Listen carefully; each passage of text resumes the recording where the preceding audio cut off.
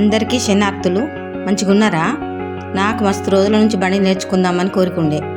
మా ఆయన ఇంకా నా కొడుకులు ఒక 10 దినాలు తనలాడితే ఇప్పుడు కొద్దిగా నేర్చుకున్నా. సైకిల్ రాకపోయినా, బ్యాలెన్స్ చేయరాకపోయినా భయపడకుండా కష్టపడితే స్కూటీ నేర్చుకోవచ్చు. మీకు ఈ వీడియో నచ్చితే లైక్ చేయండి, సబ్స్క్రైబ్ చేయండి, షేర్ చేయండి.